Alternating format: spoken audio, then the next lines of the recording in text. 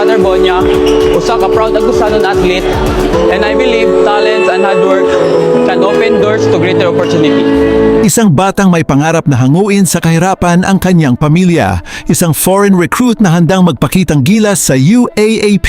Ngunit sa isang iglap, sa isang liblib na resort sa Aurora, ang pangarap ng dalawang bagong manlalaro ng Ateneo Blue Eagles na sina Rene Claire Baterbonia at Divine Adili ay tuluyang nalunod. Sa unang tingin, isa itong simpleng aksidente sa isang team building activity, isang trahedya na dulot ng kalikasan. Pero bakit ang pamilya mismo ng biktima humihingi ng autopsy? Bakit may mga pasang nakita sa katawan ng batang MVP? At bakit may mga boses ngayon na pumupuna sa tila nakakabinging katahimikan ng unibersidad? Kung akala ninyo ay alam nyo na ang buong kwento ng trahedyang ito, maghanda kayo dahil ang mga sumunod na revelasyon ay magpapatunay na may mas malalim pang nakatago sa likod ng mga ngiti sa team building na ito. Bago natin busisiin ang mga controversial na detalye, i-click mo muna ang subscribe button at i-turn on ang notification bell para lagi kang updated sa mga pinakamalalaking investigasyon dito sa ating channel. Handa ka na ba? Alamin natin ang katotohanan. Hunyo 8, taong 2026. Isang ordinaryong Lunes sana para sa Ateneo Men's Basketball Team. Lumipad sila patungong Dipaculao, Aurora para sa isang masayang team building activity. Kasama sa grupo ang bagong salta na si Rene Claire Baterbonia, isang 19 na anyos na tubong Agusan del Sur, dating MVP ng palarong pambansa at itinuturing na bayani ng Caraga at Davao Region. Kasama rin nila ang Nigerian recruit na si Divine Adili. Ayon sa unang opisyal na pahayag, isang malungkot na insidente ng pagkalunod ang naganap sa kalagitnaan ng aktibidad. Ang dalawang atleta na dapat sana ay magpapasiklab sa susunod na season ng UAAP ay idineklarang patay. Agad na bumuhos ang pakikiramay mula sa buong bansa. Mukha namang malinaw ang nangyari. Isang malupit na hagupit ng tadhana, isang aksidente sa dagat habang nagpapahinga. Tinanggap ng publiko ang lungkot, ngunit habang lumilipas ang mga araw, may mga kakaibang detalye na unti-unting lumulutang. Habang nakaburol ang batang atleta sa Quezon City, may isang bagay na napansin ang kanyang pamilya. Isang bagay na hindi tugma sa isang simpleng aksidente. At ang bagay na ito ang naging dahilan kung bakit ang pamilya mismo ni Rene, imbes na tanggapin na lang ang nangyari, ay gumawa ng isang mabigat at nakakagulat na desisyon na nagpabago sa takbo ng buong kaso. Ano ang nakita nila sa katawan ni Rene? Nang dumating ang pamilya ni Rene mula sa probinsya, sinalubong sila ng matinding hinagpis. Pero ang masidhing lungkot ay napalitan ng matinding pagtataka nang makita ng tiyahin ni Rene ang kanyang katawan habang inaayos ito sa punerarya. May mga pasa, mga misteryosong pasa na nakaukit sa balat ng batang atleta. Kung ang sanhi ng kamatayan ay simpleng pagkalunod sa malambot na alon, bakit may mga marka ng tila matinding trauma o pagkakahawak sa kanyang katawan? Dahil dito, agad na humiling ang mga magulang ni Rene na isailalim sa autopsy ang kanyang labi. Ang opisyal na ulat ay lumabas, asphyxia due to drowning o kawalan ng hangin dahil sa pagkalunod. Ngunit hindi doon nagtatapos ang kwento.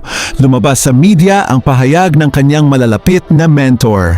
Ayon sa kanila, ang mga pasa sa katawan ni Rene ay nakuha raw noong sinusubukan siyang i-rescue o i-revive mula sa tubig ng mga kasama. Mukha namang lohikal ang paliwanag, hindi ba? Nasa gitna ng panic, natural lamang na magaspang ang pagkakahawak sa katawan para lang maisalba ang buhay nito. Pero dito pumasok ang mas malaking palaisipan na nagpataas ng kilay ng publiko. Kung ang mga pasa ay nakuha sa gitna ng isang lehitimo at bukas na rescue operation, bakit nagkaroon ng malaking lamat ang komunikasyon sa pagitan ng pamunuan at ng pamilya na nag-iwan ng napakaraming bakante sa kanilang kwento?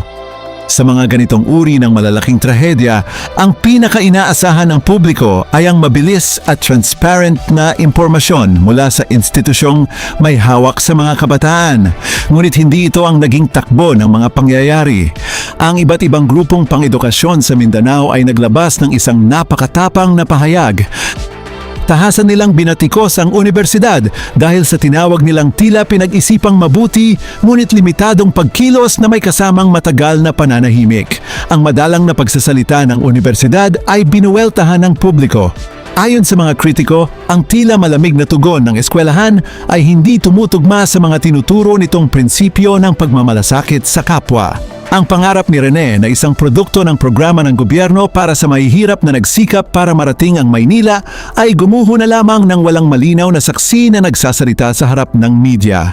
Bakit kailangang dumaan sa matagal na pananahimik bago maglabas ng mga detalye? Ano ba talaga ang totoong naganap sa routine activity na iyon sa Aurora? Habang lumalalim ang mga araw, ang katahimikang ito ay nagluwal ng mas marami pang teorya sa internet. At ang mas nakakatakot, hindi lang ang pamilya ni Rene ang naghahanap ng sagot dahil maging ang embahada ng ibang bansa ay nakialam na rin sa usapin. Ang trahedyang ito ay hindi lang usaping lokal dahil bukod kay Rene, nasawi rin ang foreign student athlete na si Divine Adili. Nang mabalitaan ng Embassy of Nigeria ang sinapit ng kanilang mamamayan, agad silang kumilos at nagpadala ng mga kinatawan. Katulad ng pamilya ni Rene, ang pamilya rin ni Divine sa ibang bansa ay hindi basta-basta naniwala sa mga unang ulat na lumabas sa balita. Humiling din sila ng hiwalay at masusing autopsy sa katawan ni Divine bago ito tuluyang ibalik sa kanilang bansa. Dito mo makikita na ang duda ay hindi lang nagmumula sa emosyon ng isang pamilyang nagdadalamhati sa probinsya, kundi maging sa mga mata ng mga international na diplomat. Kung ang insidente ay isang malinis at walang kapabayaang aksidente, bakit parehong pamilya ng dalawang magkaibang biktima ang tila hindi kumbinsido sa mga unang bersyon ng kwento? Inilarawan ng mga kaibigan si Divine bilang isang malakas at disiplinadong atleta na hindi basta-basta malalagay sa panganib sa dagat ng walang matinding dahilan. Ang sabay na paghiling ng autopsy ng dalawang pamilya ay naglagay sa pamunuan ng koponan sa isang napakainit na upuan. May nakaligtaan ba ang mga tagapagsanay? May kapabayaan ba sa parte ng pamamahala kung bakit dalawang buhay ang sabay na nawala? Hanggang sa kasalukuyan, ang panawagan para sa hustisya at transparency ay patuloy na umuusbong sa mga forum at social media.